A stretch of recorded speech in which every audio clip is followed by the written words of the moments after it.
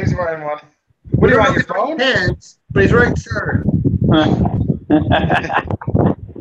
Welcome to One Hit Wonders, Week 2 NFL. Somebody's sounds like they're in a windstorm. That was Brian when he came on. But I got a fan on me. Yeah, turn the fucking fan off. All right. Jesus. All right. Fuck you. Hey, You gotta watch the language. You don't want to get nabbed by our internet troll. That's right. I hear Star Wars is looking for a new sound guy for the next movie, Brian.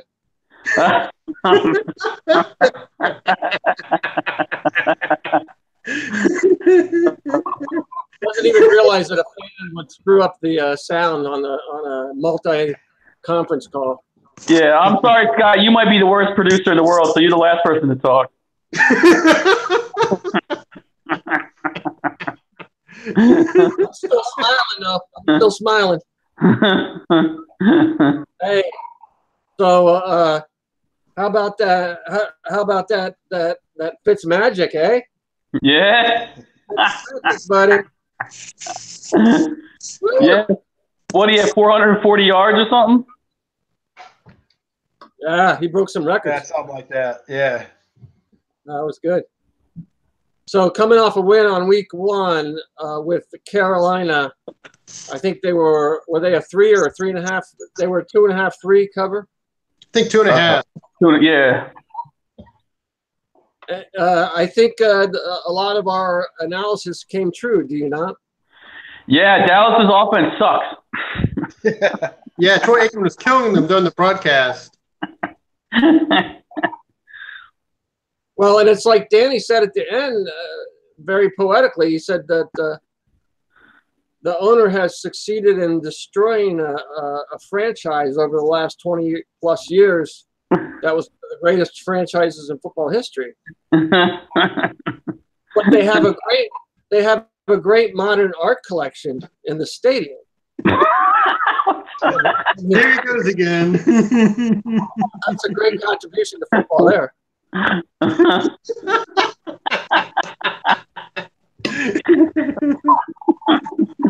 God loves the stadiums, man. I think if you took every one of those pieces of art down and pissed on them, you'd actually be increasing the value. Doesn't it depend on who's pissing on them?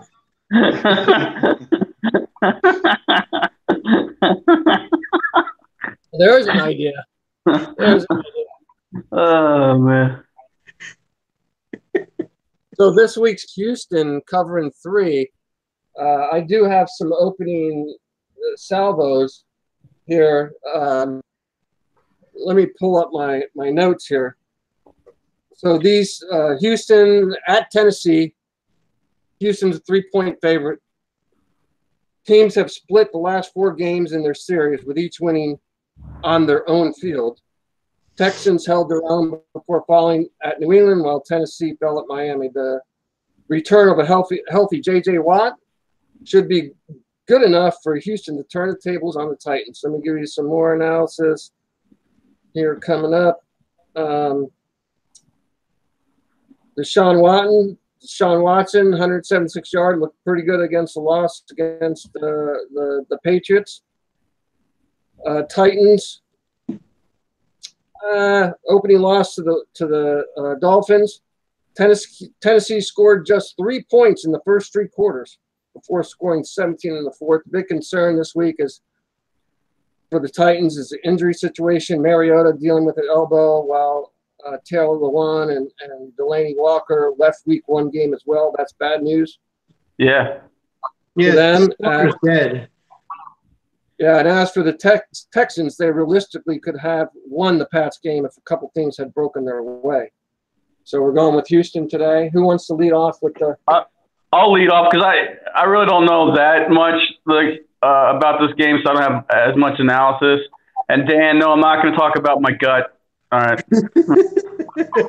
Well, it can speak for itself. You can go later. I think elephant in the room. That's the elephant in the room, by the way. Yeah, I think Watson is going to get better each week after his injury. You know, it's going to take time to get back. So I think this is another week where he's going to improve on last week. You know, because last week we didn't really see him run much. I think he's probably, you know, he can run more this week. The Titans last week did not look very good against the stinky Dolphins. And like my brother said, Mariota has an elbow. He didn't practice this week, and it's a play when you don't practice. And they lost a couple offensive linemen and their tight end, who I think Delaney Walker might be one of the most underrated tight ends in the league. He's a beast. And I guess the Texans' defense is better than they were last year. They got Watt back, and they got Merciless back. So I think the defense is better, and I like the spread. Like I said, I just come back every week to the spread. I like 3. I like keeping the spread under 4.5, 5 each week if we can. So I'm in love with the spread, and that's about all I got. Ryan, what's your take on it? Well, it's kind of similar to a little bit similar to Brian's with the injuries. I mean, it's not so much about what Houston has; it's what Tennessee is going to be missing.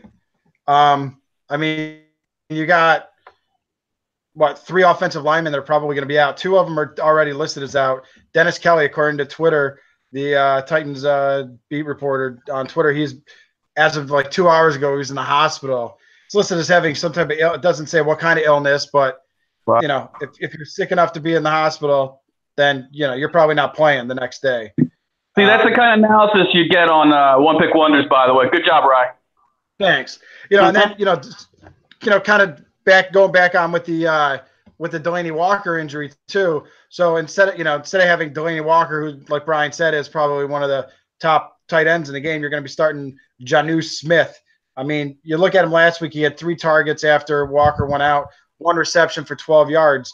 Last year, in you know, I don't know how many games he played, but he had a total of 30 targets and 18 receptions, 157 total yards and 2 touchdowns. I mean, I know tight ends don't catch touchdowns, right, Bri? But he did have 2.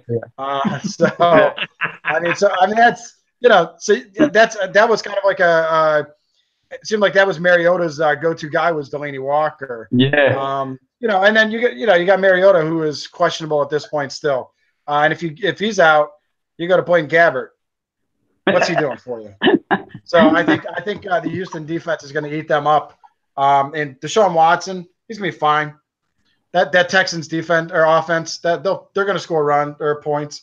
Sorry, thinking baseball still. They're gonna score some touchdowns. You know, you got Lamar Miller back there running the ball. So you know, the Tennessee's defense didn't really impress me against the Dolphins. When you've got 2 weather delays in a game, I mean, what that game start to finish? What, 7.5 hours?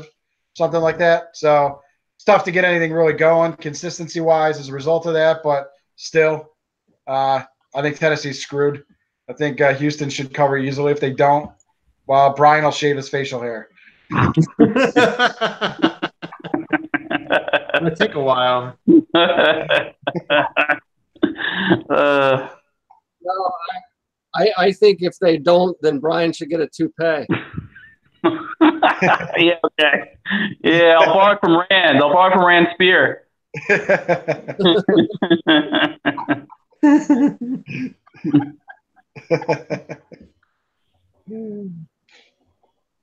So Danny the Jew, let's hear your take.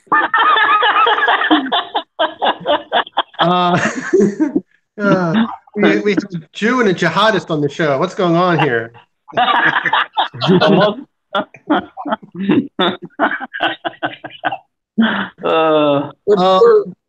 building bridges, man. We're building bridges. That's right. Always building bridges. I don't trust any team that has to play, as Brian would call him, Blake Gabbert in any game, anywhere. Mike Mularkey was talking about how he might have to play both quarterbacks in this game, Gabbert and Mariota.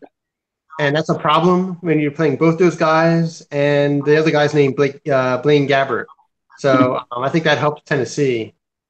Houston. I think the Astros could really score a lot of points in this game if they get their offense going. Watson had an off game last week, so he should be better this week, I would suspect, against a suspect Tennessee defense. I don't think Tennessee's coach is that smart. Not that Bill O'Brien's a genius either. But if you're shuffling quarterbacks in and out of the game constantly, I don't see how the offense can get any rhythm. Or if you have Gabbert lead the team down to the red zone, and then you put in Mariota because he's more of a threat, how does that help either? So I don't know. John Madden always used to say, when you have two quarterbacks, you don't have any. So that's a problem for me. So it's what you two guys said, that I believe that Houston should cover easily in this game. I mean, Tennessee's really banged up. But you have three offensive linemen, and you have to block Merciless, Watt, and Clowney, and all those guys. Forget it. I mean, if I was a defensive coordinator, I would do O'Brien and just blitz every play. I mean, Gabbert's so prone to interceptions. Why not? That's right. Avalanche, baby. That's right. Just avalanche his ass.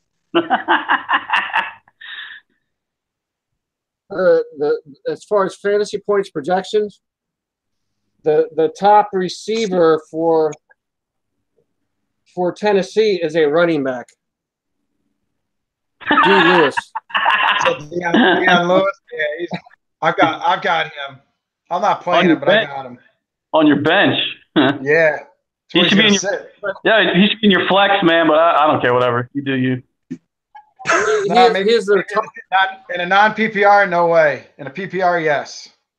Right, but when a running back is your top projected receiver, Houston, we have a problem. Yes.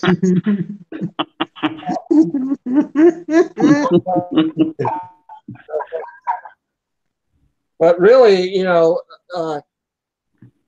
Deshaun Watson coming off the ACL and busting all these records in the first 7 games of last season and displacing a starting quarterback. And then they did a NFL Network last week where he's visiting Germany and helping the Berlin Bagels football practice and whatnot. He's got to carry the team on his shoulders this week. He has a week to lose to the Patriots, but he's got to return to his form that got him the starting position last season. Well, Tennessee's the perfect opponent for that because, reading a year ago, that's the game where Houston set their franchise record for points in a game. He went 25 for 34 for 283 yards passing, 4 touchdowns, 1 interception. And he also ran for a touchdown. So maybe Tennessee's just the recipe they're looking for. Yeah, and I don't think Tennessee really did anything in free agency, did they, Dan? Not really. Yeah.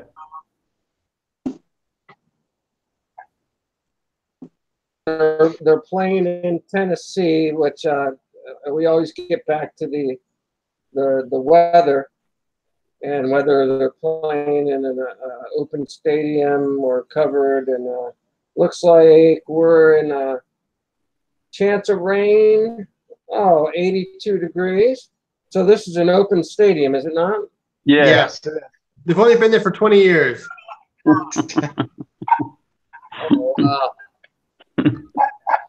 This is where who used to play? Was it their stadium originally, or did somebody else used to play? No, when they first moved to Tennessee, originally they played in Vanderbilt Stadium for 2 seasons while they waited for this stadium to be built, and they've been there ever since. All right, so barring final comments, we're hoping for a loss of loss for the Houston Oilers and to be beat by the Houston Texans. I only have one comment. I think if the show doesn't work out, Scott and Dan should get together and write a book on the stadiums of the NFL. That's an idea. You can be the publisher, Bri. Oh, yeah. Mandy wants to say hi. Mandy. Everybody. Mandy wants to say hey. Guys, you want to know? Sorry. My dad fucking face tattoo that said alone because he wouldn't find me the Chanel bag that I wanted. So I got a face tattoo that says alone.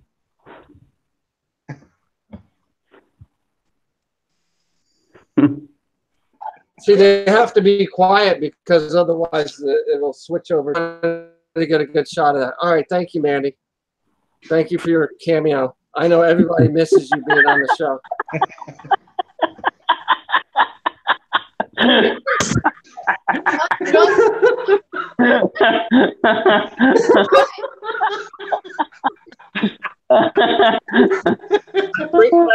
Brings back good times.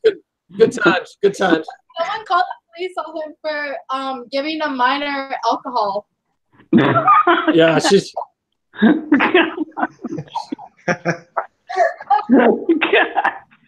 Oh man! Woo! I'm not 21. You got a handful there, Scott. Man, you got. I actually got 2 face tattoos. This was great. I have Playboy upside down Playboy bunny on the side of my face now too. Growing up. He wants to be in the Mummers Parade. That's her goal in life. What the fuck is that? I said I want to be a fucking Playboy bunny. I'm a model and I'm a DJ. What's cool for DJ? What the fuck are you talking The about? producer's losing control of the show. The producer's losing control of the show.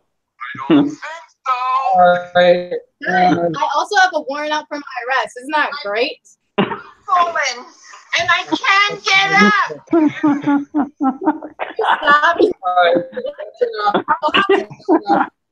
You're getting played up. Everything when I was in here. That's enough. Thank you. Surprise, motherfucker. All right. On three, No. go Texans. 1, 2, 3. Go Texans. Go Texans. I'll see you next week. All right, see ya. All right, we'll see you care. next week. Please tell them